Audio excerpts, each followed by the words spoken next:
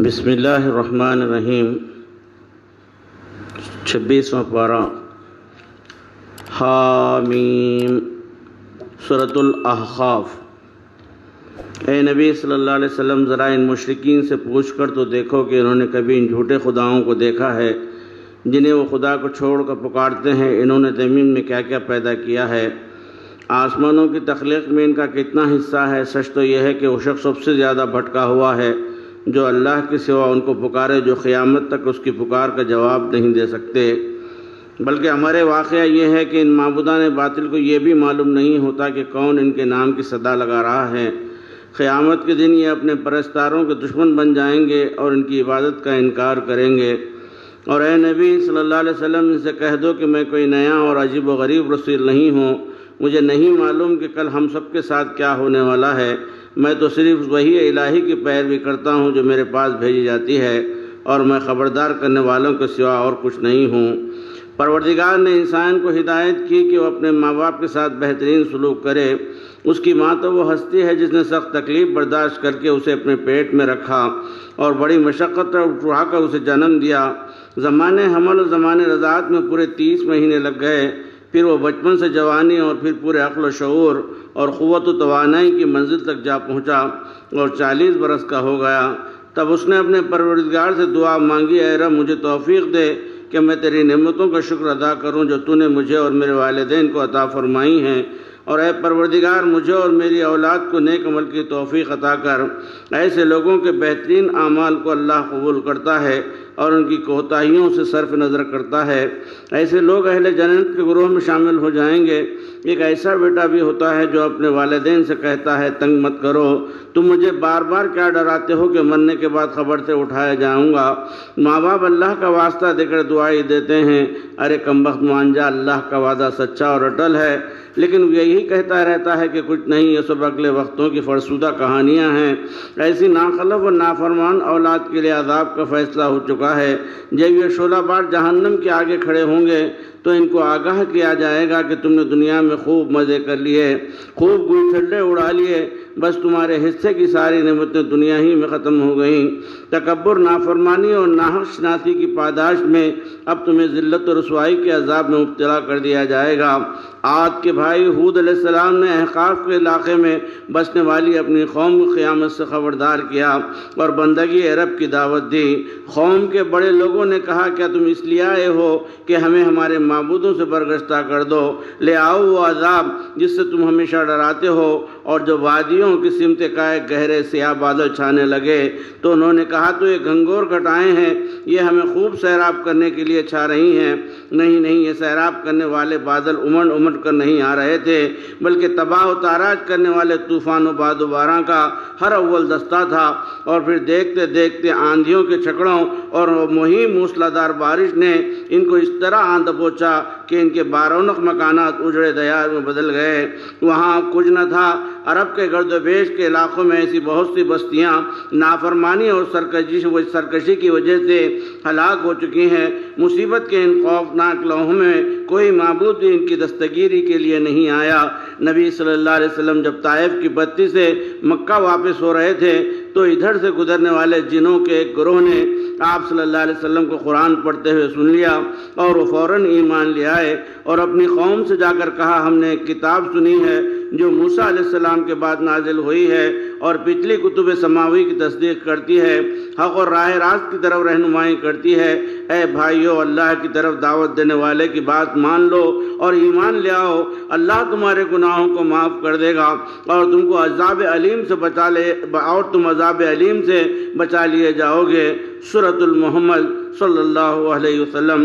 جن لوگوں نے کفر کی روش اختیار کی اور لوگوں کو اللہ کے راستے سے روکا تو اللہ نے ان کے اعمال ضائع کر دیے، اور جو لوگ ایمان لے آئے اور اعمال صالحہ پر کاربند رہے اور محمد صلی اللہ علیہ وسلم پر جو کچھ نازل ہوا ہے اس کو ماننے والے بنے تو اللہ نے ان کی برائیاں مٹا دیں اور ان کا حال سنوار دیا۔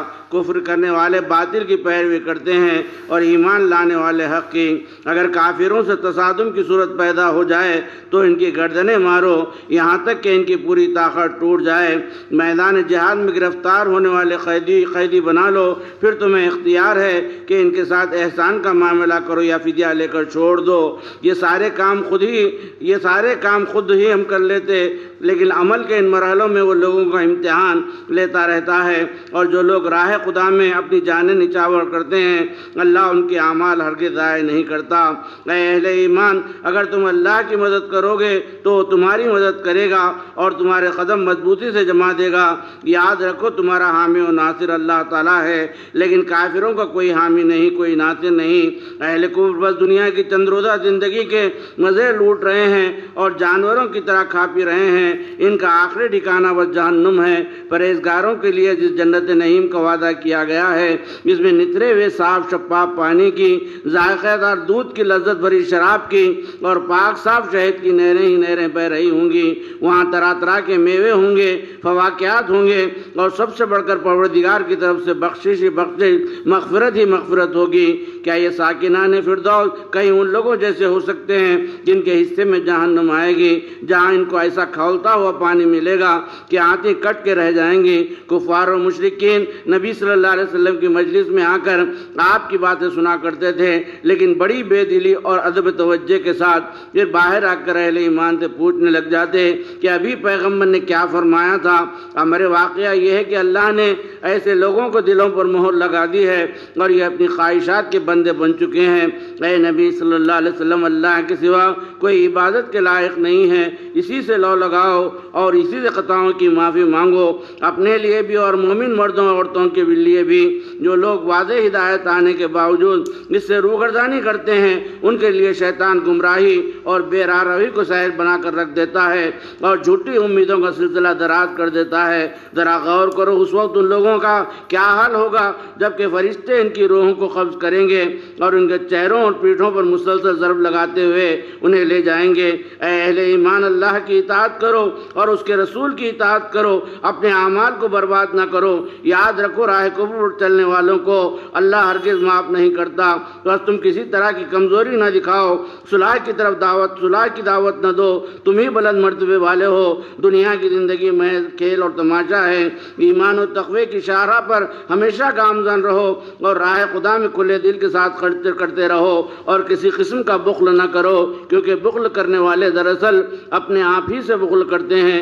اللہ تو غنی ہے، بے نیاز ہے، تم ہی اس کے محتاج ہو، تم ہی اس کے فقیر ہو۔ اگر تم منہ موڑ لو گے تو آگاہ ہو جاؤ کہ اللہ تعالیٰ تمہاری جگہ دوسروں کو لے آئے گا اور وہ تم جیسے گئے گزرے نہ ہوں گے۔ سورۃ الفتح صلح حدیبیہ کے موقع پر جو بادی النظر میں مسلمانوں کے کمزور موقف کو ظاہر کر رہی تھی، حق تعالیٰ نے اپنے نبی صلی اللہ علیہ وسلم کو فتح عظیم کی بشارت دی اور سربلندی اسلام کی جد و جہد میں آپ صلی اللہ علیہ وسلم کے فروغستیوں سے صرف نظر کرتے ہوئے آپ پر اپنی نعمتوں کی تکمیل فرما دی۔ اس صلح کے وقت مسلمانوں میں انتشار کی جو فضا پیدا ہو گئی تھی اسے اللہ نے دور کر دیا اور ان کے دلوں میں اطمینان و سکون کی کیفیت پیدا کر دی، تاکہ آپ صلی اللہ علیہ وسلم کے اصحاب رضوان اللہ تجمعین کے ایمان کو تقویت ملے اور تمام مومن و مومنات کو ابدی جنت میں داخل کیا جائے۔ اے ایمان والو، محمد صلی اللہ علیہ وسلم کو گواہی دینے والا، بشارت دینے والا اور آگاہ کرنے والا بنا کر بھیجا ہے، بس اپنے نبی کا ساتھ دو، ان کی تعظیم و توقیر کرو اور صبح و شام اللہ سبحانہ کی تسبیح و تہلیل میں لگے رہو۔ جو لوگ نبی صلی اللہ علیہ وسلم سے بیعت رضوان کر رہے تھے وہ دراصل اللہ سے بیعت کر رہے تھے، ان کے ہاتھ پر اللہ کا ہاتھ تھا۔ اب جو بھی عہد چکنی کرے گا تو اس کا وبال اس کی اپنی ذات پر ہوگا۔ جس وقت مسلمان درخت کے نیچے حضور اکرم صلی اللہ علیہ وسلم سے بیعت کر رہے تھے تو حق تعالیٰ ان سے بہت خوش ہوا اور ان کو انعام میں قریبی فتح بخشی اور بہت سا مال غنیمت عطا کر دیا جسے وہ عنقریب حاصل کریں گے۔ فتح خیبر وغیرہ کی طرف اشارہ ہے۔ محمد صلی اللہ علیہ وسلم اللہ کے جلیل المرتبت رسول ہیں، ہدایت اور دین حق کے اجالوں کے ساتھ تشریف لائے ہیں تاکہ دین کو غالب و سربلند کریں۔ اللہ نے ان کے خواب کو سچا کر دکھایا اور اس نے چاہا کہ اہل ایمان مسجد حرام میں پورے امن و اطمینان کے ساتھ داخل ہوں اور فرید حج کو بکمال خوبی انجام دیں۔ ان کے رفقا کفار پر بڑے سخت اور آپس میں بڑے رحیم و شفیق ہیں۔ اللہ کی خوشنودی اور اس کے فضل بے پائیں کی جستجو ان کے شب و روز کا مشغلہ ہے۔ ان کے پر نور چہروں پر سجدوں کے اثرات نمایاں ہیں۔ ان کی مثال ایسی ہے گویا ایک کھیتی ہے جس میں کوپلوں نے اپنا سر نکالا، پھر وہ قوت پا کر گگدا گئیں اور اپنے تنے پر کھڑی ہو گئیں۔ کسان ان کو دیکھ دیکھ کر پھولے نہیں سماتا، لیکن اہل کفر شرک اسلام کے اہل کفر شجر اسلام کی اس طرح بار آوری اور تناوری پر جلنے لگتے ہیں۔ بس اہل ایمان کے لیے اللہ کا وعدہ ہے مغفرت کا اور اجر عظیم کا۔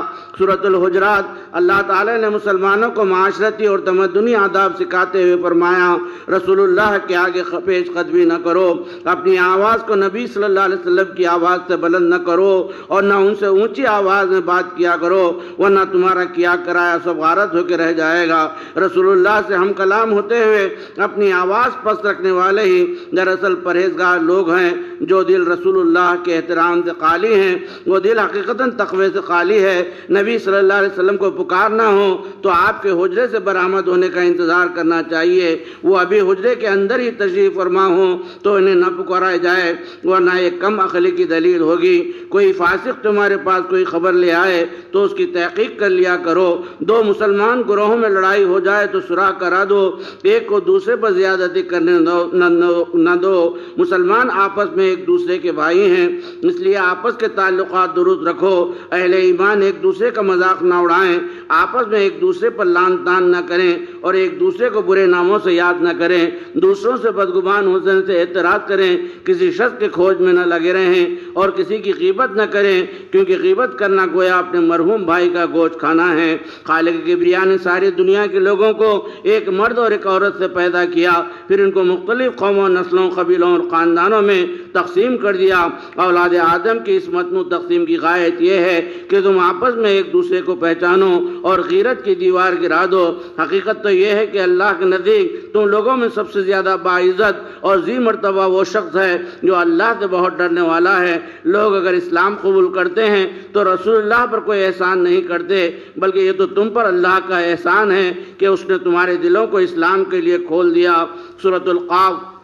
منکرین کہتے ہیں یہ تو بڑی عجیب بات معلوم ہوتی ہے کہ مر کر خاک ہونے کے بعد ہم دوبارہ زندہ کیے جائیں گے، ہمیں یہ بعید ذکر باتیں معلوم ہوتی ہیں۔ ارشاد باری ہے کہ ہمیں اس کا اچھی طرح علم ہے کہ ان کے اعضائے جسم کو زمین کتنا کچھ کھا جاتی ہے۔ اے انکار کرنے والوں، ذرا اپنے اوپر آسمان کو دیکھو، ایک اس طرح بنا اور آراستہ ہوا ہے، اس میں کوئی رکھنا ہے نہ دراڑ۔ پھر اس نے زمین کا یہ وسیع و عریض فرش بچھا دیا، جس میں پہاڑ جما دیے، آسمان سے بابرکت پانی برسایا جس سے باغات اناج اور اونچے اونچے درخت کے کھجور پیدا کیے۔ جس طرح پانی سے مردہ زمین جی اٹھتی ہے، اسی طرح مردوں کو خبروں سے نکل آنا بھی ظہور میں آئے گا۔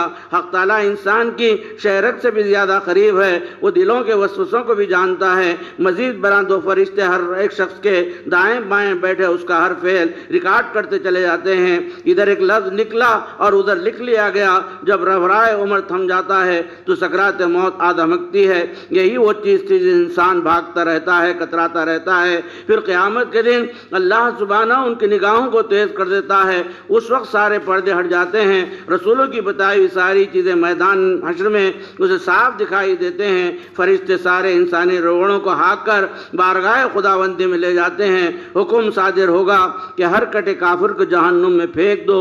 یہ وہ ہے جو حق سے دشمنی کرتا تھا، نیکی سے روکتا تھا، شک میں مبتلا تھا اور اللہ کے سوا کسی اور کو خدا بنا بیٹھا تھا۔ جب منکرین حق کے لاتعداد قافلے دوزخ میں پہنچ جائیں گے تو اللہ واحد و قہار جہنم سے پوچھے گا، اے جہنم کیا تو پوری طرح بھر گئی؟ جہنم کے زبان جیسے لمبے لمبے شعلے بول اٹھیں گے، ابھی کہاں لا لو اور ابھی جگہ باقی ہے۔ دوسری طرف وہ نیک لوگ ہوں گے جو بن دیکھے اللہ سے ڈرتے تھے، یہ جنت کی طرف رواں دواں ہوں گے اور ان کو جنت میں داخل ہونے کی اجازت دی جائے گی۔ اے نبی صلی اللہ علیہ وسلم، ان منکرین کی لا یعنی باتوں پر صبر کرو، اوقات مقررہ پر اللہ کی تسبیح کرو اور اس قرآن کے ذریعے سے ہر شخص کو نصیحت کرو جو اللہ سے ڈرنے والا ہے۔ سورۃ الزاریات۔ قیاس و گمان کرنے والے اور آخرت کا انکار کرنے والے تباہ و تاراج ہوں گے، اس روز یہ آگ کے شعلوں میں تپائے جائیں گے۔ آج یہ لوگ غفلت و جہالت حالت میں ڈوب کر روز جزا کی تاریخ اور دن جاننے کا مطالبہ کرتے ہیں، لیکن جب وہ گھڑی وہ تاریخ آ جائے گی تو فتنہ و فساد کا مزہ چکھنا پڑے گا۔ البتہ پرہیزگار لوگ باغوں میں چشموں کے کنارے ہوں گے، اور جو بھی انہیں اللہ تعالیٰ دے گا وہ خوشی خوشی لے رہے ہوں گے۔ ایک دفعہ چند فرشتے معزز مہمانوں کی شکل میں حضرت ابراہیم علیہ السلام کے پاس آئے اور انہیں ایک صاحب علم فرزند کی بشارت دے کر ان کی زوجہ مطہرہ کو ورطی حیرت میں ڈال دیا، کیونکہ وہ بوڑھی ہو چکی تھیں اور بانجھ بھی تھیں۔